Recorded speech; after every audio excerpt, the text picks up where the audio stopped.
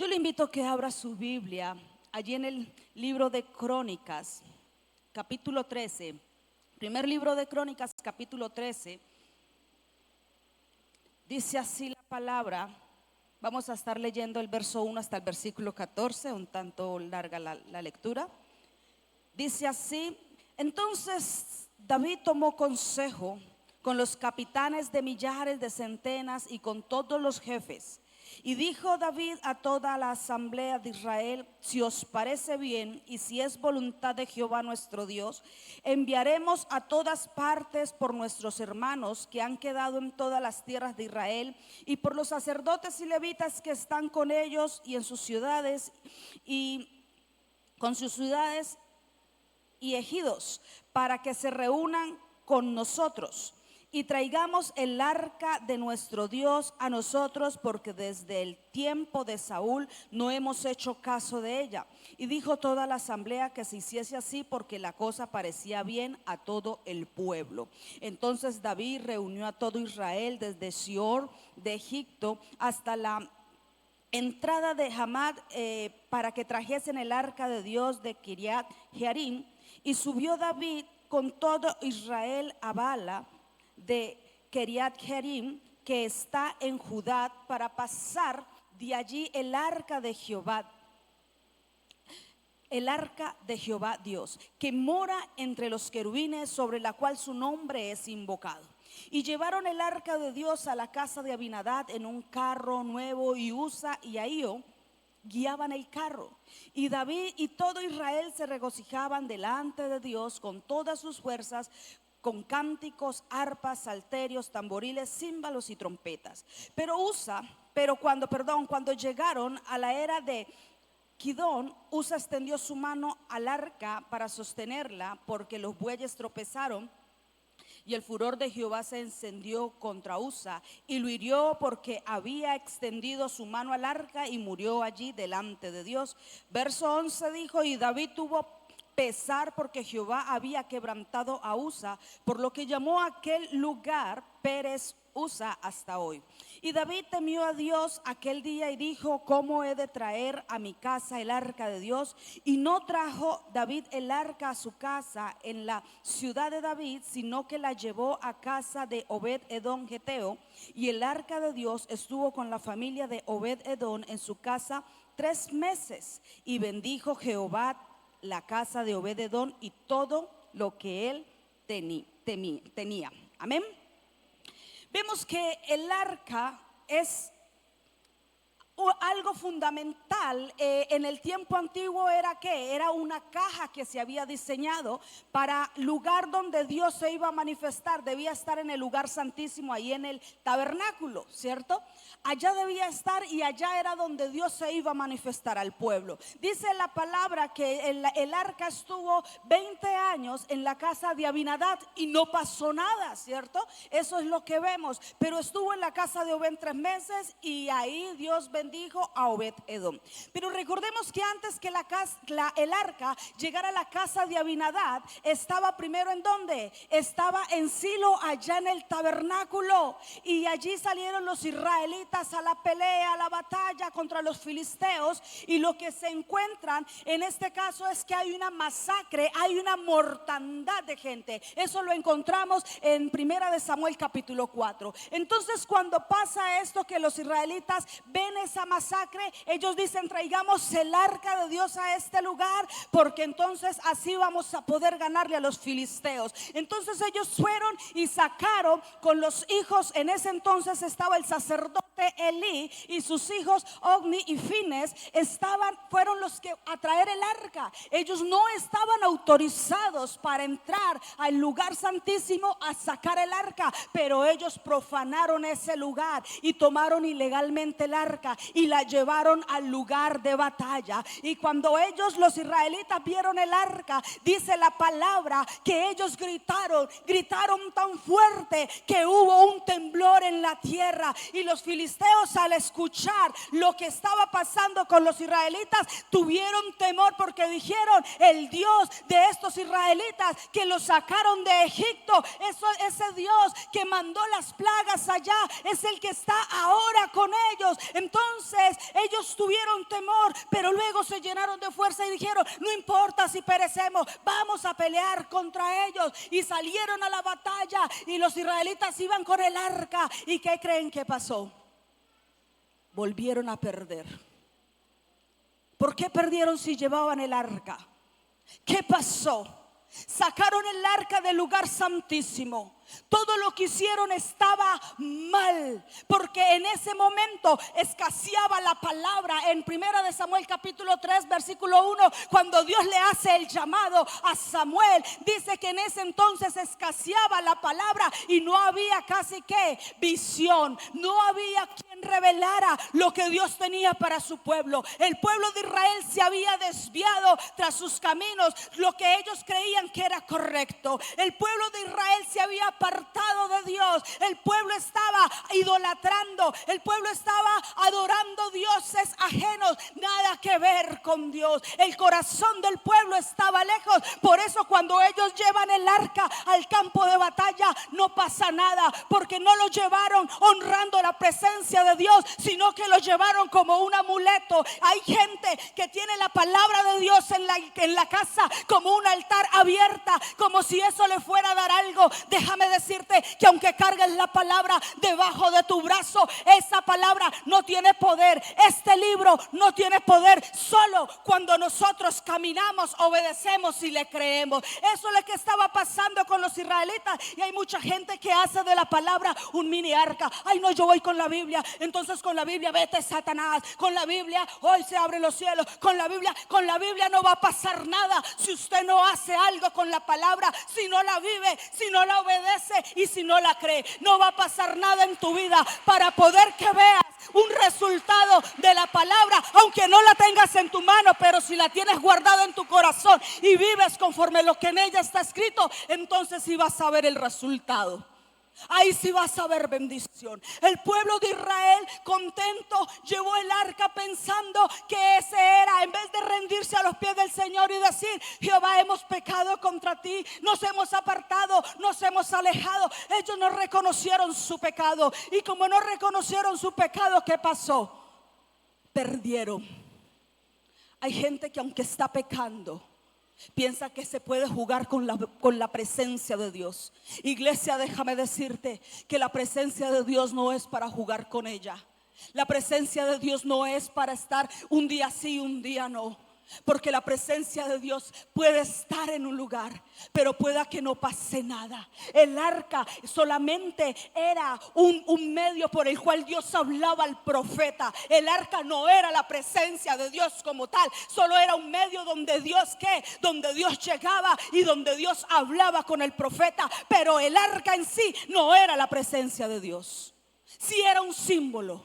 Y el pueblo lo que empezó fue a hacer del arca un amuleto. Este es nuestro amuleto. Entonces no importa si obedezco, no importa si camino como dice Dios, no importa si estoy pecando o no, después de que tenga el arca todo va a estar bien. No, iglesia, así no es. Con Dios o eres frío o eres caliente, pero no puedes ser tibio. La presencia de Dios está donde es honrado. Ya no estaba la gloria de Dios en esa arca cuando la llevaron. La presencia, la gloria de Dios se había ido de esa arca. Aunque representaba a Dios, se había ido y ellos no se habían dado cuenta. Y se llevaron el arca pensando que iban a tener victoria como tiempos atrás. Y no pasó nada.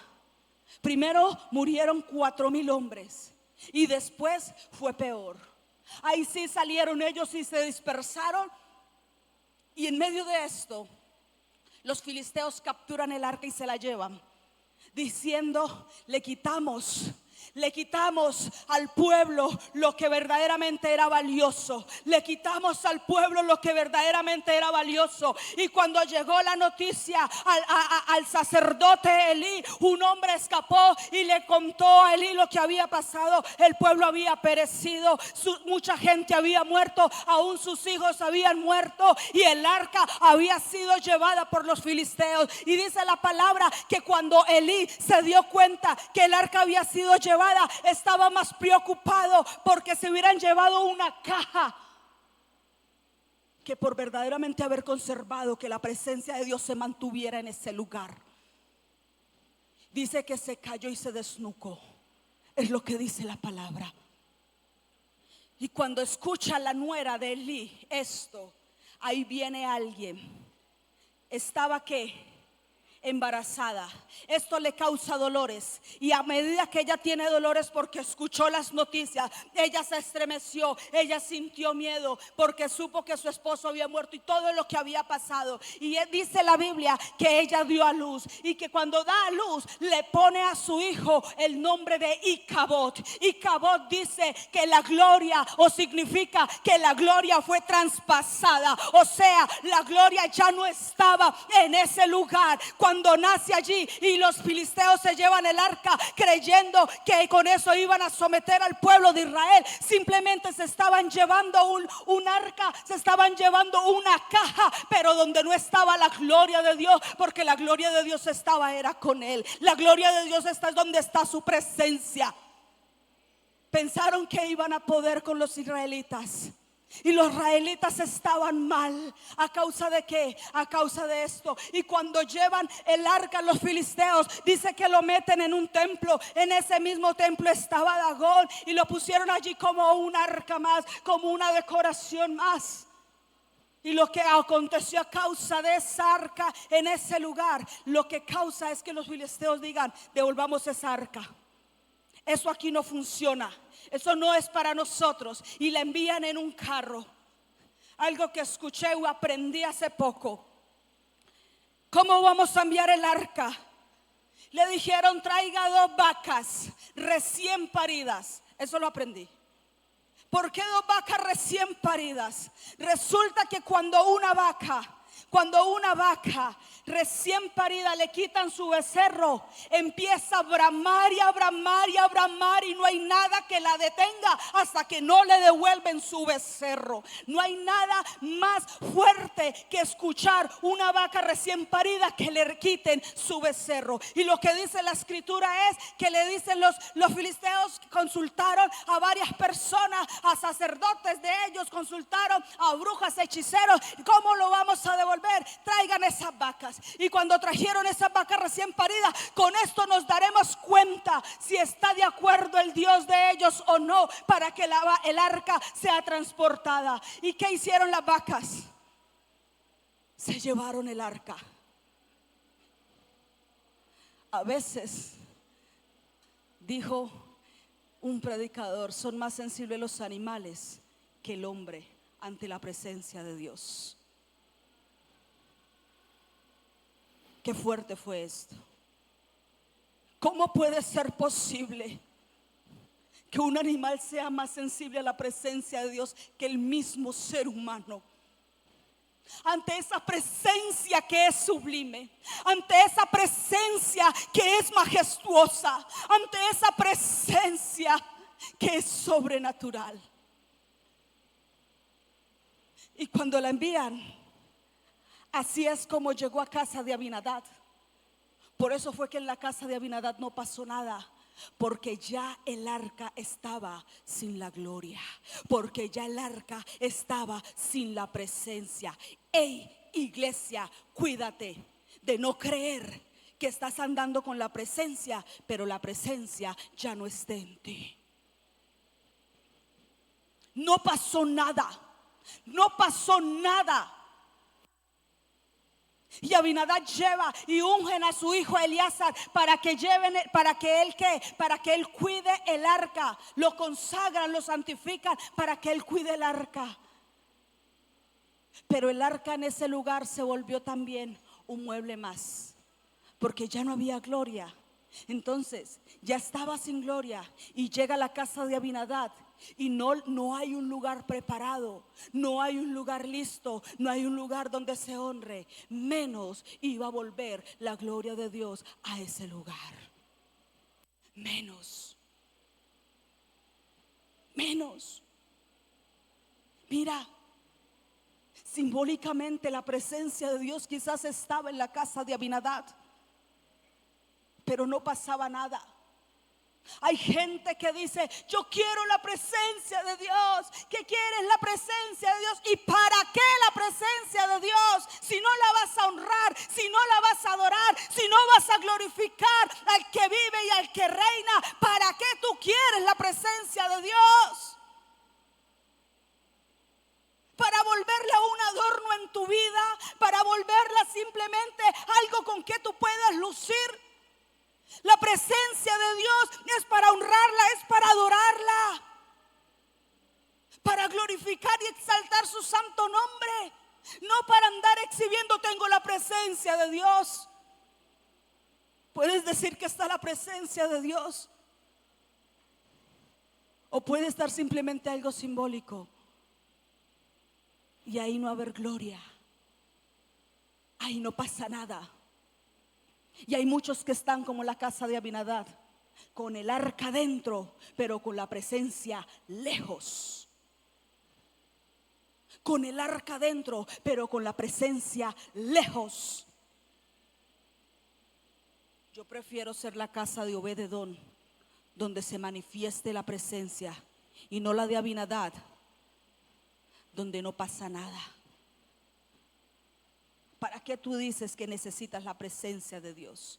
Esto fue lo que le pasó al pueblo de Israel a causa de lo que ellos se habían desviado. Luego en Primera de Samuel capítulo 7 le dice Samuel, en el versículo 3 dice: habló Samuel a toda la casa de Israel diciendo: si de todo vuestro corazón os volvéis a Jehová, quitad los dioses ajenos y Astarot de entre vosotros, y preparad vuestro corazón a Jehová, y solo a él serví, y os librará de las manos de los filisteos. Ellos empezaron a estar ¿qué? Oprimidos a causa de los filisteos, porque los filisteos se dieron cuenta que ya Dios no los estaba respaldando. Entonces era el momento preciso ¿para qué? Para Satanás tomar ventaja. Cuando la presencia de Dios no está, entonces ves cómo todo se pone peor. Entonces empieza a ver cómo tus hijos caen en las drogas, cómo tu esposo o tu esposa se va de la casa, cómo tu hogar se derriba. Hay gente que abandonó la presencia de Dios por irse tras un hombre, por irse tras una mujer. Le dieron más importancia al hombre, al marido, a la esposa, le dieron más importancia a los hijos. Y no, yo ya no puedo, no necesito esto porque tengo que cuidar mi hogar. Y es cierto que uno tiene que cuidar su hogar, pero primero hay que cuidar la presencia de Dios,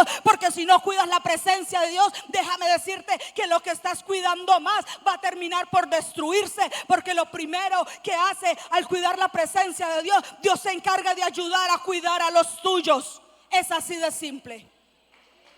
Solo es así. Cuida la presencia de Dios, es el tema de esta mañana. Cuida la presencia de Dios. Y hay gente, porque grita, porque brinca, cree que eso es manifestación de la presencia. No, recuerde que el pueblo gritó tan fuerte y saltó que la tierra tembló. ¿Cuál sería el grito del pueblo para que la tierra hubiese temblado? Pero ahí no estaba la presencia de Dios. Ahí no estaba la presencia de Dios. Yo te pregunto, iglesia, ¿en tu casa sí está la presencia de Dios? ¿En tu casa sí habita la presencia de Dios? Si hay un lugar el que tú has preparado para honrar a Dios, si lo tienes. Y si está Jehová en tu casa, si está Dios. Yo no sé tú. Entonces el profeta les dijo, En el versículo 4 dice: entonces los hijos de Israel quitaron a los Baales y a Astarot, sirvieron solo a Jehová. Y Samuel dijo: reunid todo Israel en Mizpa, y yo oraré por vosotros a Jehová. Se reunieron en Mizpa y sacaron agua y derramaron delante de Jehová, y ayunaron aquel día y dijeron allí: contra Jehová hemos pecado. Y juzgó Samuel a los hijos de Israel en Mizpa. Hay gente que se vive justificando sus pecados. Hay gente que justifica lo que hace. Es que usted no sabe, es que usted no se imagina, es que usted no, yo no, exacto, yo no. Dios es el único que puede ayudarte. Por muy débil que seas, por mucha debilidad que haya en tu vida, si tú te postras delante de Dios, Él va a obrar en ti, te va a ayudar. Si el problema es muy fuerte, si te postras delante de Dios, Él va a obrar.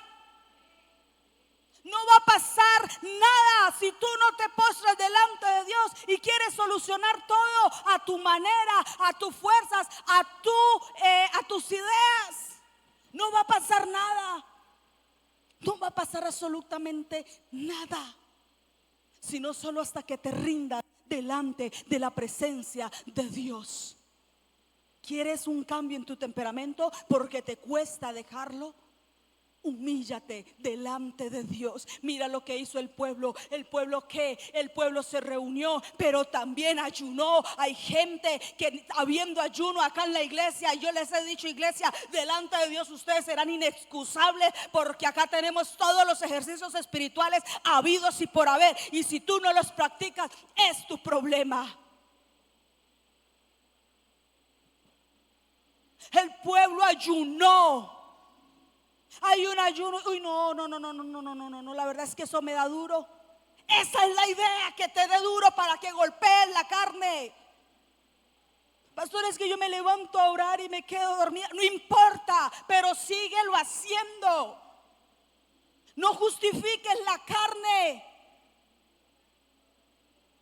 Si quieres ver la presencia de Dios, si quieres ver los milagros de Dios, entonces empieza por sacrificar esa carne, por morir a esa carne. Luego dice en el versículo 7: cuando oyeron los filisteos que los hijos de Israel estaban reunidos en Mizpa, subieron los príncipes de los filisteos contra Israel. Y al oír esto, los hijos de Israel tuvieron temor de los filisteos. ¿Por qué había temor? Porque no sabían si ya Dios los iba a librar o iba a seguir sin el amparo de Dios. Ay, qué miedo estar sin el amparo de Dios. Qué miedo. Entonces dijeron los hijos de Israel a Samuel: no ceses de clamar por nosotros a Jehová nuestro Dios, para que nos guarde de las manos de los filisteos. Ya había un pueblo arrepentido.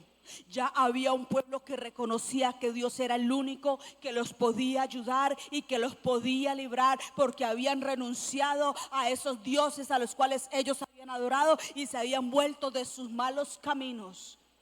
Y lo estaban reconociendo. Versículo 9: y Samuel tomó un cordero de leche y lo sacrificó entero en holocausto a Jehová. Y clamó Samuel a Jehová por Israel, y Jehová le oyó. Cuando le oyó Jehová a Samuel, que intercedió por el pueblo, cuando el pueblo se hubo arrepentido de sus pecados, cuando el pueblo dejó sus malos caminos, ahora sí Dios viene a obrar el milagro. Ahora sí la mano de Jehová se manifiesta. Pero tú no puedes pretender ver milagros y estar con la presencia de Dios si no te arrepientes de tus caminos, si no te arrepientes de aquello que no glorifica a Dios, si no haces conforme lo que en su palabra está escrito, si no lo pones por obra, entonces no va a pasar nada. Solo cuando tú haces esto entenderás que es Dios el único que te puede librar, el único que te puede sacar, el único que hará prosperar tu camino. Solo Él lo va a hacer, no lo va a hacer más nadie. Por mucho que tengas un hombre, una mujer al lado que diga estaré contigo hasta la muerte, es un ser humano y en cualquier momento falla. Es un ser humano, no es el todopoderoso. Tú no necesitas en este momento correr al hombre por ayuda. No necesitas correr al hombre por socorro. Tú lo que necesitas es correr a rendirte a los pies del Maestro para que veas la respuesta. Dígale al que está a su lado: las buenas intenciones sin consultar a Dios pueden terminar en fracasos. Repítaselo. Las buenas intenciones sin consultar a Dios pueden terminar en fracasos. Mira, David fue un hombre que se caracterizó ¿por qué? Por consultar a Dios, ¿cierto? David fue un hombre que consultó a Dios para cada batalla, para todo lo que fue a hacer. David siempre consultó a Dios. Pero cuando David fue a traer el arca, fue una de las dos cosas que David hizo que no debió haber hecho. No consultó a Dios. ¿Qué hizo? Ahí el capítulo que leímos primero, Primera de Crónicas 13. Entonces David tomó ¿qué? Consejo con los capitanes y militares de centenas y con todos los jefes. Un hombre que consultaba a Dios para todo. Un hombre que consultaba a Dios para cada batalla, para todo en su vida. En el momento más difícil, más angustioso de su vida, él clamaba a Dios y Dios le respondía. El momento donde tenía que transportar algo tan importante como era el arca, en ese momento David lo que hace es que toma consejo del hombre, toma el consejo quizás de los militares, de los que estaban ahí a las cabezas. Vamos a traer el arca. Había una buena intención, exacto, una muy buena intención, pero cuando tú no consultas a Dios, por muy buena que sea esa intención, puede terminar en un fracaso, porque Dios es el único que nos puede guiar el camino y es el único que nos va a hacer prosperar en todos nuestros caminos. Por eso es que el final de este capítulo 13 en lo que termina es que con un dolor, con un lamento a causa de que un hombre murió porque hizo algo que no debió, porque no estaba el conocimiento. Nosotros podemos no tener el conocimiento y quizás eso es válido, pero sí tenemos el conocimiento de a dónde debemos ir a consultar, de consultar a Jehová, de consultar a Dios para que nos guíe en todos nuestros caminos. Señor, ¿qué hago? Señor, lo hago. Señor, no lo hago. Señor, voy. Señor, no voy. Señor, me muevo. Señor, no me muevo. Dime tú, yo qué hago, cómo lo puedo hacer. Saúl supuestamente tuvo una buena intención. Dios le dijo que tenía que acabar con todo y matar a todos. Y la buena intención de Saúl, ¿en qué terminó? Siendo desechado del trono. No me diga que su buena intención es la que cuenta. Hay gente que cree que con buenas obras va a entrar al reino de los cielos. No, eso hace parte y eso es bonito y eso es bueno. Pero las buenas obras no nos llevan al cielo. No nos abren las puertas de la eternidad. Lo que nos abre las puertas de la eternidad es andar conforme a lo que Dios dejó escrito en su palabra. Por eso la iglesia hoy tiene que volver el corazón a Dios, porque muchos se han alejado, se han apartado y han abandonado el camino que Dios les había dicho. Muchos se han alejado y han tomado su propio rumbo, han tomado el camino por su fuerza, han tomado el camino a lo que han creído, a lo que les parece. Y por eso es que están llore y llore y llore, y por eso ven todo cada vez más cerrado, porque Jehová no está allí, porque su presencia no está allí. Fue lo primero que hizo que hizo David. Consultó a los hombres y no consultó a Dios. Lo segundo que hizo David que no debió haber hecho: querer llevar el arca sin saber cómo hacerlo. Ya Dios había dejado establecido cómo se debía de transportar el arca. Estaba escrito. Pero David, ¿qué hizo? Copió el modelo que hicieron los filisteos cuando devolvieron el arca a la casa de Abinadab? Un carro nuevo, llevémoslo. Él no tenía y no sabía cómo transportar el arca, porque no lo había consultado para que Dios lo guiara cómo hacerlo. Entonces, como no tenía conocimiento, lo hizo como le pareció. La lucha que tienes en tu hogar no es con esa cantaleta que le estás dando a tu marido y a tus hijos.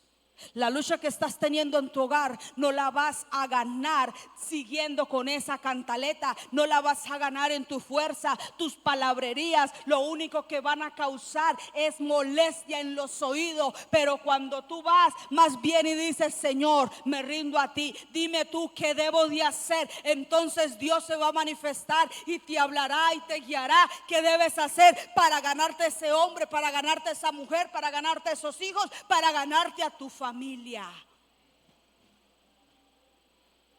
Porque solo Él lo puede hacer.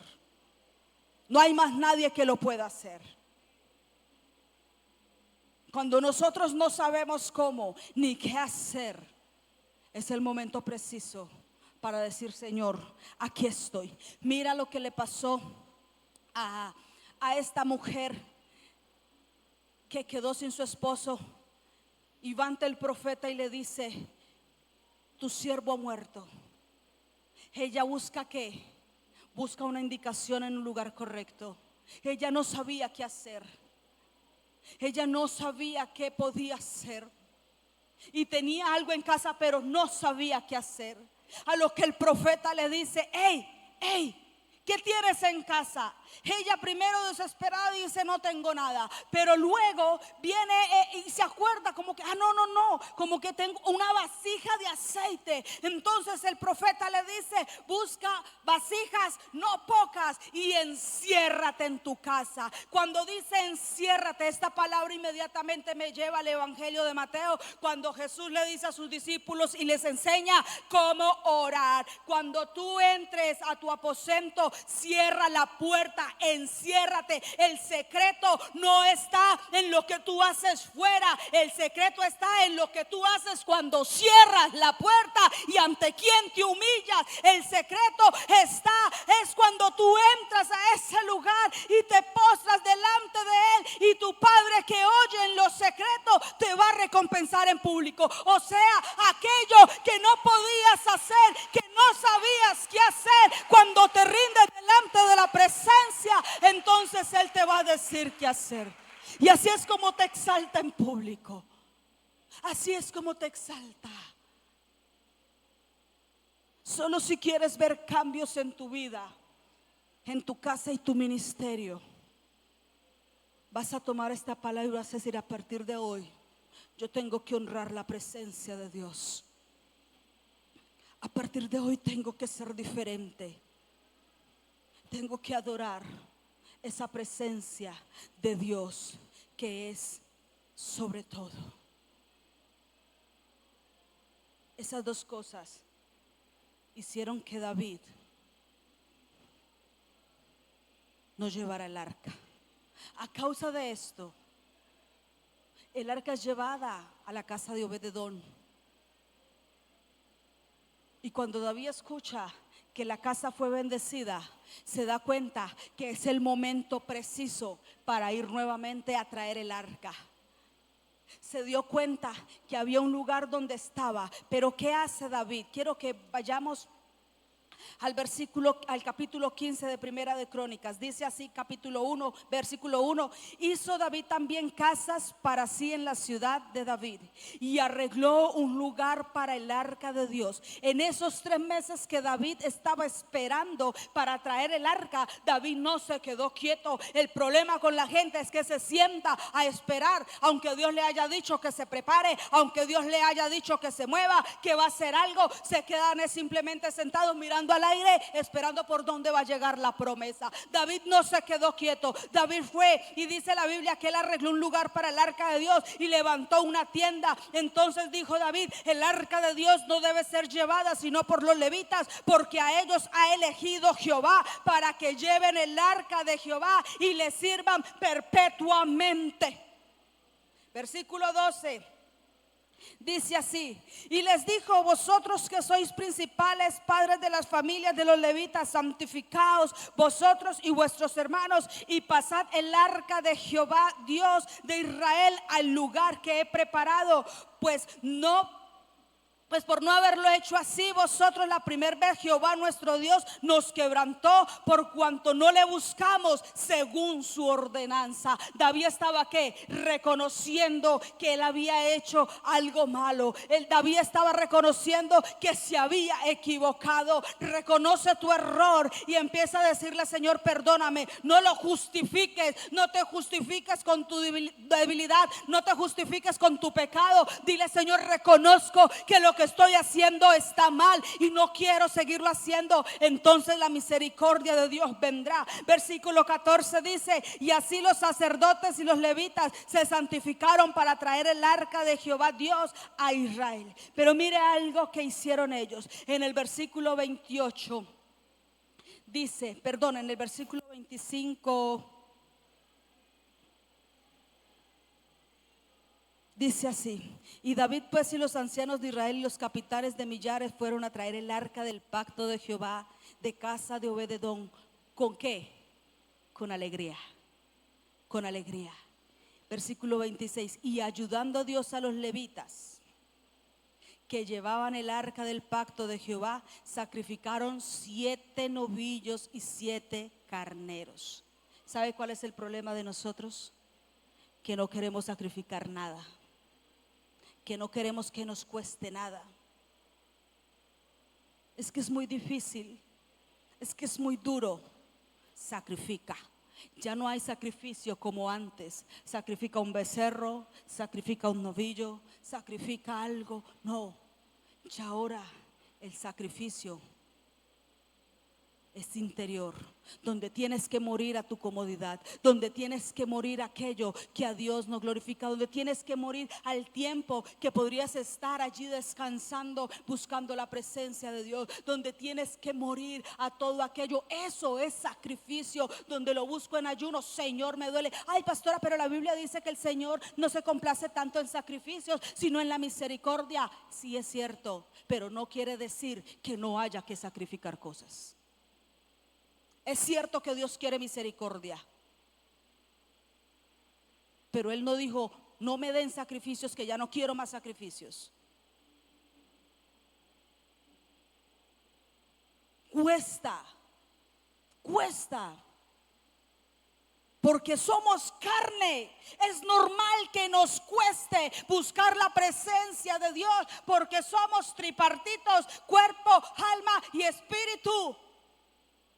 Y esta carne te va a decir: ay, no, ahorita no, más ratico horas. Y le obedeces a la carne, y más ratico se hizo más tarde, tuviste que ocuparte y ya no oraste.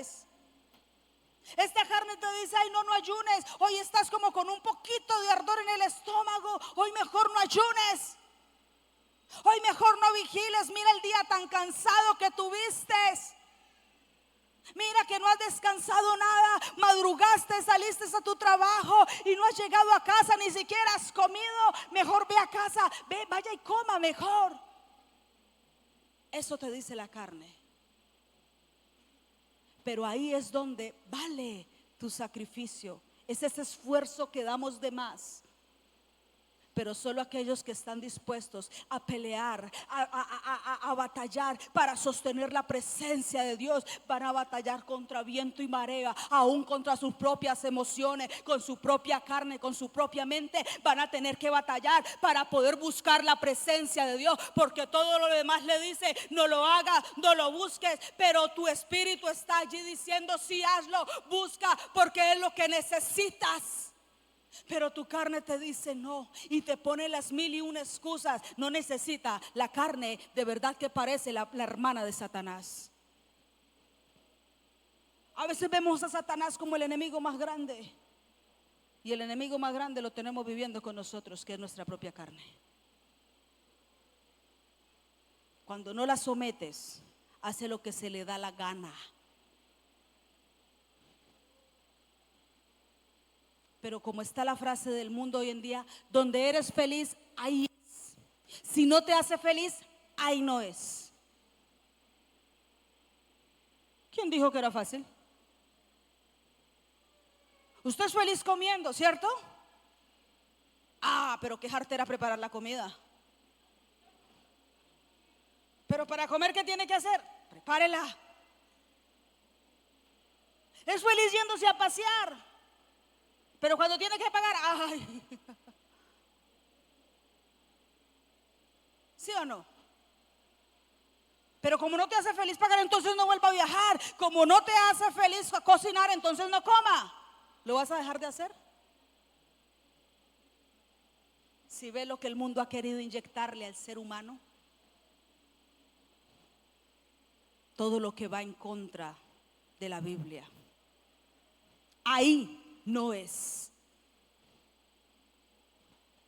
En el 16, capítulo 4 dice: y puso delante del arca de Jehová ministros de los levitas, para que recordasen y confesasen y lo hacen a Jehová Dios de Israel. Asaf el primero, el segundo, después de él Zacarías, Jehiel, no veo si es I o es L, perdón, ya la edad, joven y bella, perdón. Ay, ¿quién se burló así? Me dolió. Luego Zacarías, luego, lo voy a leer acá, yo creo que veo más. No, pero acá no me aparece. Voy por el 5, sí. Asaf el primero, el segundo después de él Zacarías, Jehiel, así era Jehiel, Semiramot, Jehiel, Matías, Eliad, Benaía, Obed, Edom y Geliel con sus instrumentos salterios y arpas, pero Asaf sonaba los címbalos. Mire que uno de los que estaba allí para estar cuidando el arca, para estar ministrando, para estar adorando, ¿sabes quién fue? Obed Edom. Abinadab no fue convocado, pero fue convocado Obed Edom y toda su familia. Cuando usted profundiza allí en la palabra, se da cuenta que Obed Edom con toda su familia pidieron estar allá en el palacio para adorar, para estar más cerca del arca, porque solo aquellos que buscan estar cerca de la presencia de Dios es que van a poder tener el favor de Dios. Y quizás hoy en día no estamos como antes, pastora, ya no hay el arca. Exacto, el arca se desapareció. Pero ¿sabe por qué? Porque lo estaban mirando más el arca como el amuleto que mirar a la presencia de Dios. Por mucho tiempo fue así, aunque ahí estaba la presencia de Dios. Pero cuando vino Jesús, ¿qué vino a hacer? ¿Qué dice la Biblia? Que el velo se rasgó, para que ya no tuviésemos que consultar a Dios a través de un profeta, para que ya no tuviésemos que consultar a Dios a través de un sacerdote, para que ya no tuviésemos solo un lugar y una vez al año alguien nos viniera a decir algo de parte de Dios. El velo se rasgó para que pudiéramos tener nosotros entrada ante el trono de la gracia. Ahora el periodo en el que Jesucristo apareció fue ¿para qué? Para que tú y yo pudiésemos hablar con Dios cara a cara. Y no le estoy hablando literal, ahí vas a ver a Dios. No, pero que estés simplemente a una doblada de rodillas para que tú pudieses hablar con Él. Privilegio que no tuvieron anteriormente los israelitas, nos lo dieron a nosotros. Y a eso vino Jesús, a restaurar esa comunión con Dios, porque se había perdido, porque ya no estaba. Ya no teníamos que esperar un sacerdote. Ahora solo estamos a una rodilla. Yo no me imagino si en el tiempo antiguo hubiera estado esto. Y así como hicieron grandes proezas, las hazañas que hicieron, y no estaba el Espíritu Santo como tal como está con nosotros hoy en día. Y así todo lo que lograron, y nosotros que tenemos al Espíritu Santo, no pasa nada. Solo queja, solo negativismo,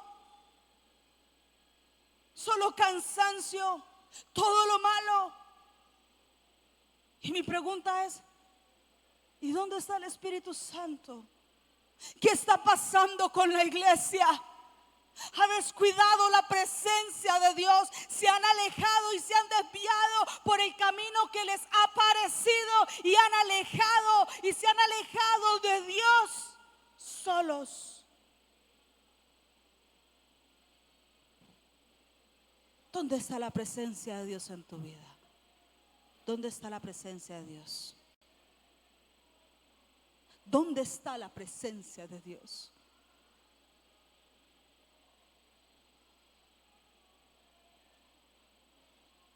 Cuando está la presencia de Dios, hay evidencia. Porque es el Espíritu Santo. Y el Espíritu Santo produce un fruto. Que tú puedes vociferar todo lo que quieras, que tienes el Espíritu Santo. Pero si no hay un fruto, simplemente son palabrerías. Lo que hace que dé evidencia que tengas el Espíritu Santo es lo que estás produciendo. Que te hirieron, tienes un corazón.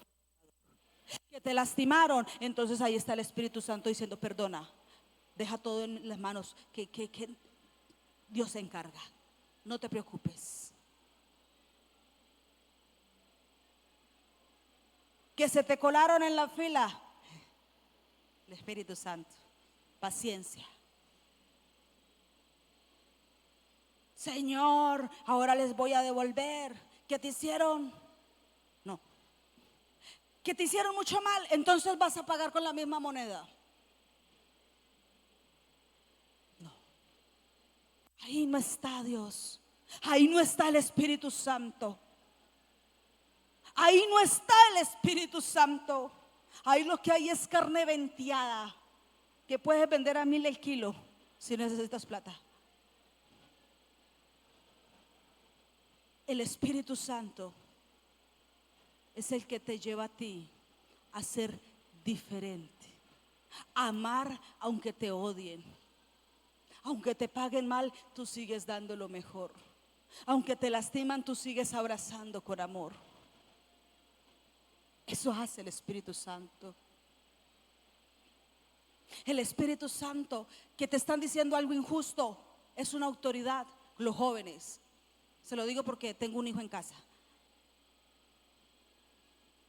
Los profesores, ay, qué molestias son los profesores. Y aquí hay profesoras, con todo el respeto. Es que si están, no, nada. El límite de la obediencia es el pecado. Si la profesora no te está llevando a pecar, no tienes por qué desobedecerla. Pero qué ganas de contestarle, qué ganas de decirle su verdad. Hermano, no pierda su tiempo, joven, jovencita. Recuerda quién eres tú y a quién estás mostrando. Tu carne o a Dios. ¿Quieres hacer valer tus derechos? Entonces humíllate delante de Dios y dile: Señor, me pareció injusto. Pero créeme que no hay nada más injusto que Jesús ha venido a la cruz por nosotros y nosotros estar aquí como si nada. Eso, no hay nada más injusto que eso. Pero lo hizo por amor a ti, por amor a mí. Eso es fruto del Espíritu. Cuando mi carne no gobierna, sino que gobierna el Espíritu, eso hace que una persona esté cuidando la presencia de Dios. Es que cuando está la presencia de Dios, yo me cuido aún de lo que estoy hablando. Señor, si esto lo dije, no, esto está mal, tengo que ir a pedir perdón. No quiero, porque no quiero contristar al Espíritu, porque no quiero lastimar su presencia, porque no quiero que su presencia se vaya, porque no quiero que su presencia me abandone.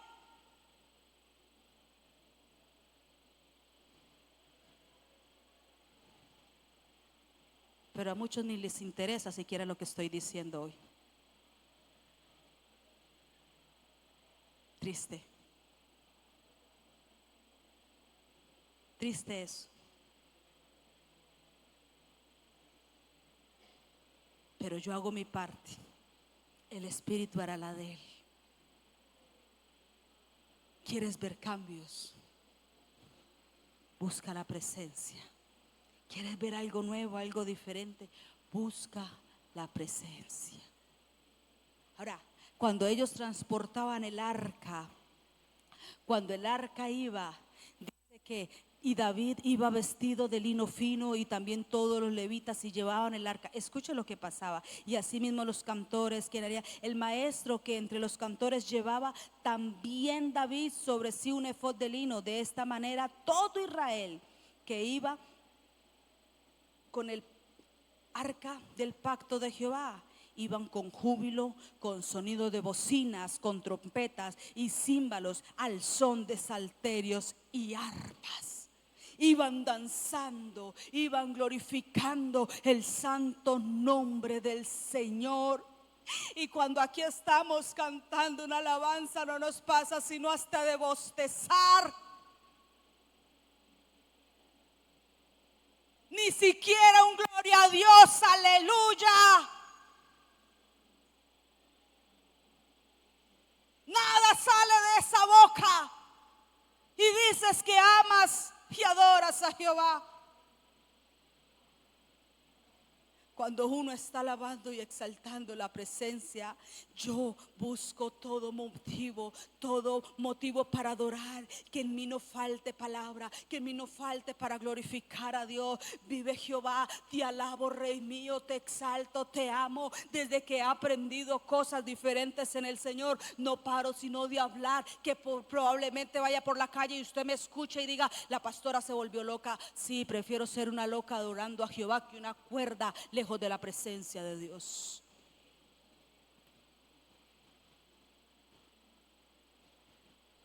Iglesia, preocúpate más por conocer la presencia de Dios.